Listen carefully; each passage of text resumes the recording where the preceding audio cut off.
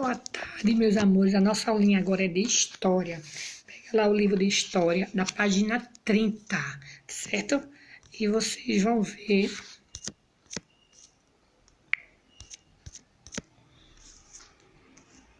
aí na página 30, registro de memória, cultura material. Pega lá o livro, senta lá na mesinha de estudo de vocês pra gente começar. Começa na página 30. Os objetos do passado que foram preservados nos ajudam a compreender aspectos da vida cotidiana de vários povos, objetos variados como itens de vestuários e enfeites, recipientes de uso cotidiano ou religiosos, construções públicas e moradias, instrumento de caça, de vida em que tempos,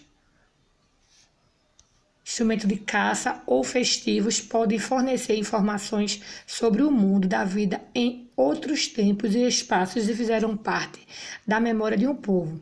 Dá-se o nome de cultura material ao conjunto de objetos que dão significado às vidas das pessoas em diferentes momentos das histórias, conferindo-lhes identidade.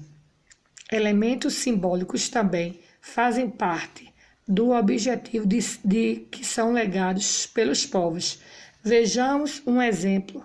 Na cultura material dos antigos egípcios existem muitas representações de gatos porque esses animais eram considerados sagrados, tendo alguns têm sido mumificado, considerado uma divindade. O gato representava a fertilidade.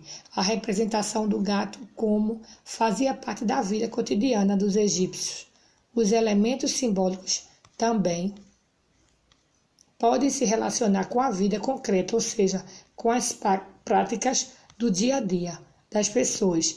Aí vejam aqui abaixo, estátua egípcia de bronze, representada uma gata amamentando seus filhotes de cerca de 2.500 anos atrás. Olha aqui no livrinho de vocês, ó. Uma gata, ó, é no tempo do egípcio, de bronze, ó. Estátua egípcia de bronze, representada uma gata, ela está amamentando seus filhotes. E aqui ao lado, acima, esse enfeite era para cabelos, brincos e colares de cerca de 4.500 anos, usado por uma rainha da cidade de Ur, da Mesopotâmia. Vejam bem, aqui em cima retrata os objetos variados como os itens de vestuários, enfeites, recipientes. Antigamente, né, essas peças tinham muito valores, né? Falando também aqui de construções públicas, como tem casas que eram tombadas, ou seja, com um símbolozinho de algum formato de simbologia de antigamente. Aqui na minha cidade, existem muitos prédios, né, tombados, que eles não podem ser reconstruídos, ser refeitos à frente dele, por conta de umas estatuazinhas, de uns bonecozinhos de cimentos, que são tombados em cima da casa, ou seja, como se fosse uma simbologia, um símbolo, uma estátua. Aqui está mostrando a simbologia aqui do enfeite de uma boneca muito linda, por sinal, né, aqui do lado do livro, com efeito de algumas rosas, né, no cabelo. Já na minha cidade, os prédios tombados são feitos uma bola e tem um símbolozinho todo rodeado, como fosse um trigo neles. Aí é onde tem essa estatuazinha, esse símbolo de cimento. Essas frentes dessas casas não podem ser reformadas, ou pode sim, que não tire o mesmo status que seja, ou seja, não pode dar outra frente a ela. Tem que ser, pode rebocar, pode fazer alguma coisa, mas tirar a memória da frente da construção não pode tirar. Tem que ser o mesmo. Então, no mesmo caso aí está dizendo as construções públicas e moradias, né? Ou religiosas também, que eram prédios tombados, eram o que se chamavam culturas materiais. Material. Na minha cidade, como em outra cidade também, se chamam prédios tombados. Então, aqui também tinha a valorização e a preservação dos enfeites, dos vestuários, né, dos itens de objetos de valores. E aqui embaixo a gente viu a representação de um gato que é egípcio, né, de bronze, eles amamentando seus filhotes. Aí, que um valor muito grande, né? Deixa eu só ver aqui ao lado. Ó, aqui. Mumificar significa o processo empregado pelos egípcios da antiguidade para preservar os corpos após a morte. O legado. Legado é aquilo que é herdado, transmitido a outra geração. Então, a gente viu aí a palavra legado, que a gente viu que é aquilo que é herdado, transmitido a outra geração. E unificar é o processo pregado pelos egípcios da antiguidade para preservar os corpos após a morte. Vamos ver aqui na página 31. A gente acabou de ver a preservação dos registros da memória cultural material, né? Que tem estátuas, né? Tem os prédios que são tombados, que são chamados de cultura material. Tem a identidade de cada história, como é que se relacionou. Tem também os objetos que a gente viu que é enfeites, os vestuários, né? E outros objetos variados que tem os itens, né? Que tem a sua importância. Na página 31, explique o que é cultura natural. Então, a gente viu aqui que cultura natural é um conjunto de objetos que são significados às vidas das pessoas em diferentes momentos da história, né? Então, são objetos produzidos pelos povos da vida cotidiana e que confere identidade. A cultura material constitui-se para a memória dos povos. Como exemplos de cultura material, pode ser criados objetos, utensílios domésticos, vestimentos e alimentos e etc. De sociedade, do passado e até mesmo do presente. Aí embaixo a gente vê vocês vão observar essa imagem aí. A gente primeiro vai ver, né? Pela leitura da imagem, a gente acha que é um dragão. Vamos ver se é mesmo, né? Esta imagem representa Quetzalcoatl, uma das principais divindades dos povos que habitavam na região que hoje corresponde ao México. Trata-se de uma serpente, emplumada, figura de um elemento do céu e da terra. Então a gente errou, né? Não é um dragão. Eu pensaria logo no início, quando eu vi a figura, eu pensaria uma coisa de um dragão, né? Mas não é. É de uma serpente, né? É uma imagem que representa Quetzalcoatl, mas é um dos principais divindades do povo que habitava uma região que até hoje corresponde ao México. E habitava na região correspondente ao México, e aqui essa imagem é uma serpente emplumada. Então vamos ver quais elementos simbólicos são representados pela figura da divindade. Aí está dizendo que é uma imagem, né, representada. É uma imagem, né? Estão representados 2 elementos aí simbólicos. A serpente, né? Empumada, né? Que as plumas de um plástico que podem ser representados no céu. Então vocês vão ver aqui quais os elementos simbólicos que representam pela figura da divindade. Então a gente está vendo aqui que essa divindade aqui, ó, é uma serpente empumada, né? Que é um elemento do céu e da terra. 3. Como vocês não estão com o grupo, então vocês vão observar que observe esse objeto com cuidado, como se fosse um arqueólogo no futuro, que eu se tivesse encontrado. Quais seriam as funções desse objeto para você e como ele seria usado? Aí depois disso, deixa eu só voltar, meu telefone está horrível, travando. Depois elabore no seu caderno um pequeno relatório indicando o que foi pesquisado do futuro que poderiam ser descobrir a sociedade que eles produzem. Também, se vocês quiserem, nesse terceiro aqui, vocês fazem o seguinte: vocês pegam na internet e vê pesquisa sobre essa serpente emplumada e ver aqui como é. E se fosse para você observar como é que eles eram usados para você, essa serpente emplumada. Se vocês acharem pouco o que tem aí dessa imagem que representa do Quetzalcoatl, uma das principais divindades dos povos que habitam na região, a gente viu, né? E para você, como seria, como se fosse um arqueólogo no futuro? O que é que você encontraria? Quais seriam as funções desse objeto para você? O que é que você ia fazer? Você ia colocar no patrimônio público? Você ia colocar na igreja? Você ia colocar ela lá na sua casa? O que é que você ia fazer com ela? É uma resposta pessoal, da página 31, página do quesito 3, tá certo? Página 32. Dê um exemplo de um objeto que pode ser considerado um legado cultural de um povo da antiguidade. Então, a gente viu também que as embarcações técnicas são chamadas de gales, né? Era necessário a esse povo, pois eles viviam. Então, eu acho que na página 33, vocês vão dar do quarto, vocês vão dar um exemplo de um objeto que poderia ser considerado um legado cultural do povo de antigamente.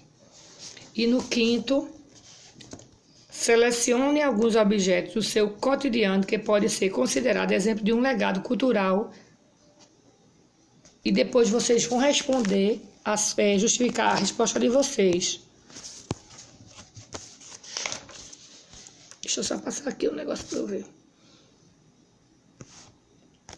E aqui no sexto, vamos observar a imagem e responder as questões. Utensílios de cozinha feitos de ossos de cerca de mais de 8.000 anos atrás, encontrados em Satal Uiki, sítio arqueológico na atual Turquia. Olha aqui, ó. Esse utensílio de cozinha, eles são feitos de ossos. Há muitos anos atrás, né? 8.000 anos atrás. E aqui a miniatura de casas feita de argila, cerca de 3.000 anos atrás, construída na Mesopotâmia, na região da atual Síria. Ó. E o outro, ó que lindo, é um recipiente feito de cerâmica de cerca de 2.800 anos atrás, encontrado na Mesopotâmia, na região da atual Irã. Então, esses três imagens aí, né, são representadas um pelo ossos, outro pela argila, e aqui é feito de cerâmica. 3 belíssimas imagens, né? Tudo histórico. Então, na letra A, de que serão feitos esses objetos retratados nas figuras, né? A gente viu que na imagem, né, da cozinha são feitos de osso. A imagem da miniatura de casa é feita de argila. E a cerâmica, ela é feita... Esse recipiente aí, ela é feita de quê? De cerâmica, não é? Essas 3 imagens. Então, da letra A, vocês vão dizer se os objetos são retratados nas figuras. São feitos de quê? Então, a gente viu aqui, o tecido de cozinha são de ossos. A miniatura da casa foi feita de argila. O recipiente foi feito de cerâmica, tá certo? Letra B. Esses objetos têm semelhança com o que usamos no cotidiano hoje? Será que tem? Esse negócio de cozinha não tem, né? Esse tecido de cozinha a gente não faz de osso, a gente faz de madeira, né? Ou de madeira, ou de ferrozinho, não tem, né? Mas a casa também a gente não usa, não faz de argila. Mas os recipientes, alguns são feitos ainda muitos de cerâmica. Então, apesar de terem sido produzidos de maneira de ossos e foram muito distantes de objetos retratados, tem a semelhança com uma utilidade hoje, porque também vivemos em moradias e precisamos de utensílio para manusear e para guardar alimentos. Então, esse utensílio, será que tem a semelhança com o que usamos hoje? Semelhança tem, né? Só que a gente não usa, não compra de osso, não existe mais essas de ossos, em si de madeira, né? Ou até mesmo de plástico, né? Ou então de ferrozinho. A casa, a gente tem a semelhança da casa. A gente faz a casa, mas não faz de argila. E o recipiente a gente não faz, a gente usa, tem de cerâmica, existe de cerâmica. os recipientes. Mas para cozinhar hoje em dia, né? Só se for para colocar de enfeite. Mas para cozinhar a gente não cozinha, porque antigamente o pessoal cozinhava muito coisa de cerâmica. Hoje em dia a gente não cozinha mais em coisa de cerâmica. Então vocês vão comparar o antes com o agora, se tem o mesmo cotidiano da nossa vida. Na página 34. Registro da memória de um artista. Registro de memória à escrita. A escrita é o resultado de um processo de desenvolvimento da comunicação e entre os povos indígenas. Tem a importante função da vida religiosa e econômica, pois os rituais e a coleta de impostos, por exemplo, eram registrados. A primeira forma de escrita conhecida foi desenvolvida há cerca de 5.500 anos. Alguns historiadores do passado consideravam seu desenvolvimento uma transformação muito relevante e, por isso, define o segmento da escrita como um marco que separa dois períodos distintos, a pré-história e a história. Eles acreditavam que o registro escrito eram os recursos essenciais para reconhecer a vida dos povos do passado. Hoje sabemos que ela é muito importante, mas que não é o único recurso. Então, a escrita antigamente não era essa escrita que hoje a gente vivencia, né? Que hoje a gente desenvolve. Então, as primeiras formas da escrita conhecidas foram no ano através de cerca de 5.500 anos. E alguns historiadores do passado, eles consideravam o desenvolvimento de transformações mais relevantes. Então, vamos ver os diferentes tipos de escritos agora.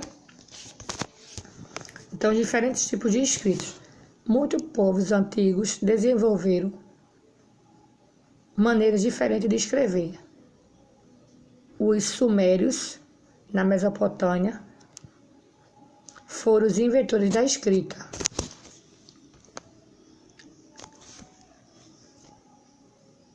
Cuneiforme, feita sobre argila com um objeto pontiagudo chamado cunha, de onde vem a palavra cuneiforme, em forma de cunha. Os egípcios inventaram os hieroglifos,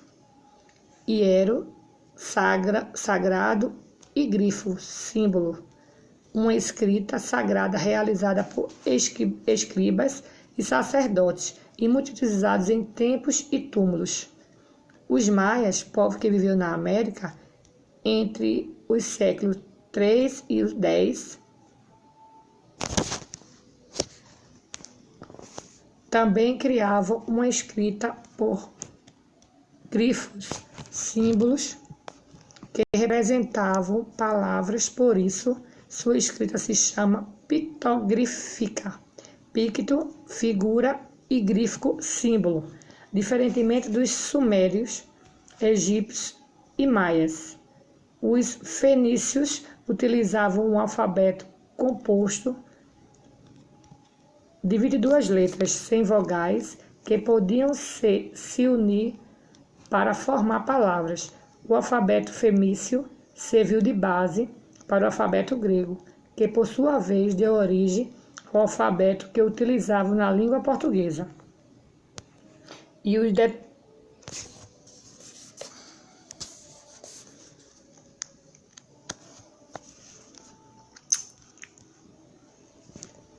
E aqui, ó, vamos ver aqui em cima, detalhe da inscrição em túmulo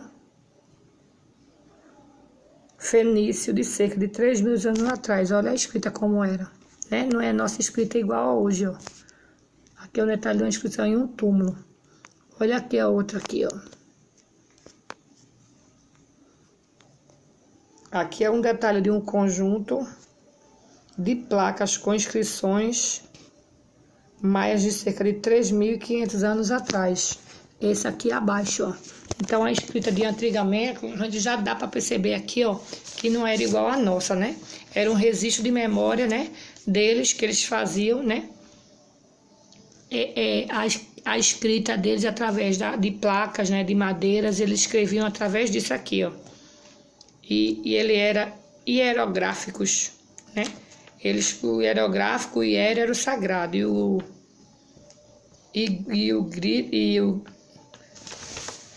E o glifos eram os símbolos. E a pitografia pitogrífica era o picto, e a figura, o grífico, era o símbolo. Na página 35.